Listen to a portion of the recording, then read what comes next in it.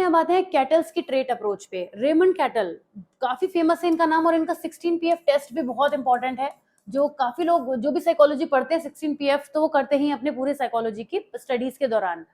Raymond cattle ने ये माना कि there is a common structure on which people differ from each other. एक स्ट्रक्चर जो है वो कॉमन है, उसको हम एम्पेरिकली डिटरमाइन कर सकते हैं। इसके लिए इन्होंने एक स्टैटिस्टिकल मेथड अप्लाई किया जिसको हम बोलते हैं फैक्टर एनालिसिस। यहाँ पे लिखा हुआ है, इन्होंने फैक्टर एनालिसिस को यूज करके और out of a lot of factors, यानी लॉट्स ऑफ एडजेक्टिव्स कह सकते हैं, उसमें से 16 फैक्टर निकाले जिनको टोटल प्राइमरी या सोर्स ट्रेट का नाम दिया।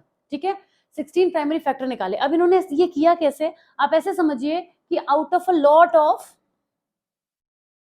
Late me clear first of all, out of a lot of trades, बहुत सारे ट्रेड्स में से, जैसे हम मान लेते हैं कि बहुत सारे ट्रेड्स हैं, एक पिक्चर बनाने की कोशिश कर रही हूँ, इस तरह से कुछ नहीं किया था ऑफकोर्स उन्होंने, मैं आपके माइंड में पिक्चर विजुलाइज कराने की कोशिश कर रही हूँ कि जब कैटल ने बहुत सारे ट्रेड्स को देखा जो कि ऑलपोर्ट ने क्रिएट किए थे, तो उनके माइंड में एक चीज आई कि इतने सारे ट्रेड्स हैं जिसमें से कुछ ट्रेड्स सिमिलर हो सकते हैं।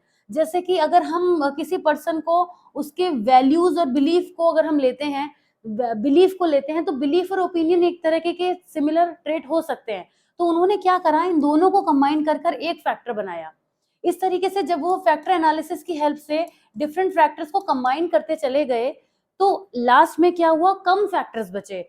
उन्होंने अप्रोक्स 176 फैक्टर्स पर फैक्टर एनालिसिस को अप्लाई किया था, और धीरे धीरे इस तरीके से क्लबिंग करते करते करते ऐसी सिचुएशन आई कि ये फैक्टर्स सब कम होते चले गए, क्लब होते चले गए, और लीडिंग फैक्टर्स बनते गए। वो लीडिंग फैक्टर्स लास्ट में जो उन्होंने डिसाइड करे वो निकले 16 फैक्टर, और उनको उन्होंने कहा कि ये सोर्स ट्रेड्स हैं।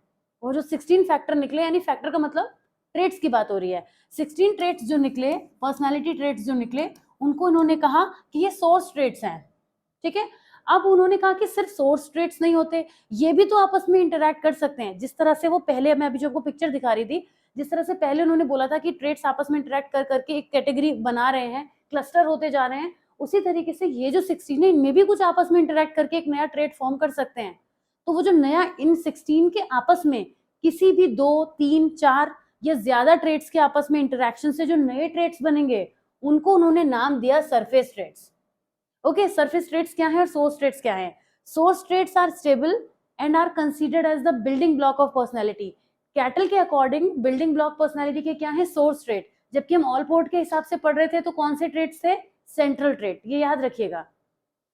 उसके बाद besides this there are also number of surface traits that result out of the interaction of source trait. Source traits के ही इंटरैक्शन से नए ट्रेड्स बन जाते हैं, ऑफ कोर्स बनेंगे, दो या तीन के कॉम्बिनेशन से, जिनको उन्होंने सरफेस ट्रेड्स का नाम दिया।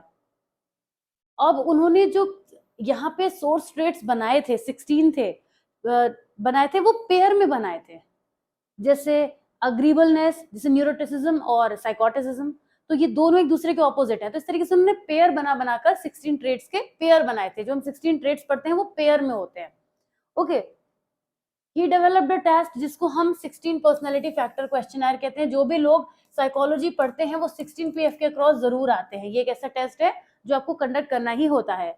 ओके, ये काफी ज्यादा यूज होने वाला पर्सनालिटी टेस्ट है।